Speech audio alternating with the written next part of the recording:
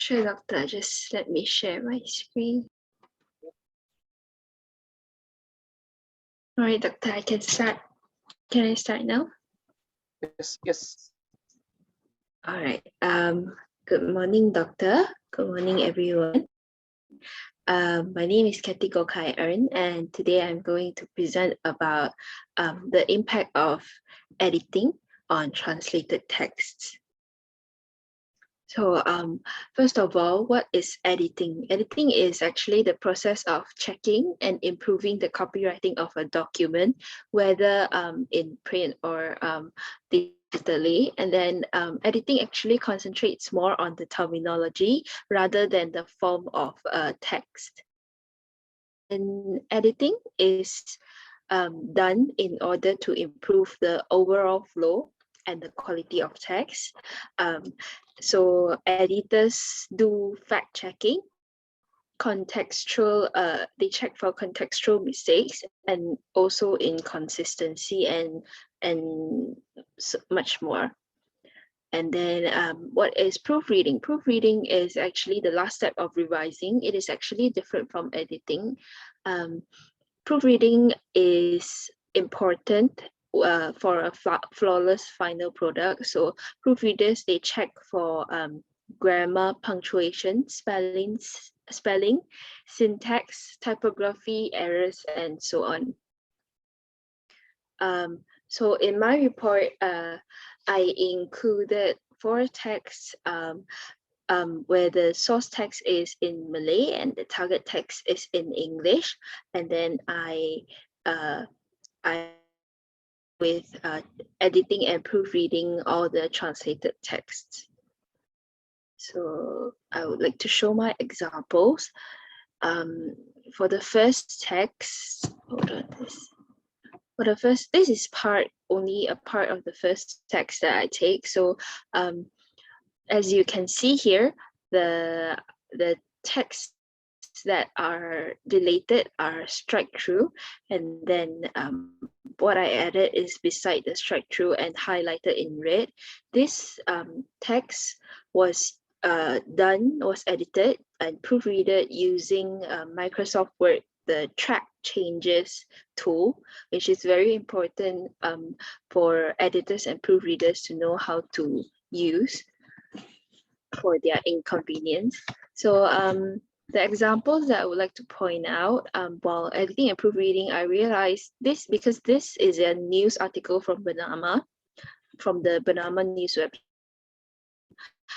I realized that some of their writing style is actually informal, so that I changed it to formal, and then I realized they omitted quite a lot of important phrases that is crucial for the reader to read, as well as wrong spelling that can change the whole sentence, the meaning of the whole sentence or the whole paragraph. And also the smoothness, of the text is also very important, because readers, they need to know, they need to have clarity while reading your text. So how to have clarity is that you need to structure your paragraphs and the sentences in your paragraphs correctly. For example, you can only include one ideas that are related to each other in one. Will know that, oh, okay, this paragraph is talking about a idea, and then when they read the second paragraph, it is another idea, they will know that, okay, this paragraph is talking about B idea, and much more. And then this is text 2. Text 2, it didn't have much problem. It was just the smoothness of the text. I edited for the smoothness of the text and a bit of grammar problem. And then the third text is punctuation error and text. Punctuation, I actually checked, like I said before, punctuation, I actually checked after the editing process, because punctuation is part of the proofreading process. And then also omission of one paragraph. In Malay, this paragraph actually existed, but I don't know why this paragraph in their English version. And also the last text is, as you can see, wrong info, missing info. And then the third part is where it is the same idea, but they put it in two different sentences, and that can actually confuse the readers. And then the last one is also wrong info.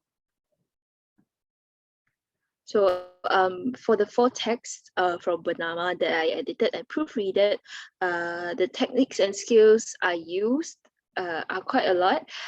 For the editing techniques, it includes fact checking, structure checking as a whole, and within a paragraph, and then also checking for clarity, editing for clarity, and also knowing what the style of the text are before I edit.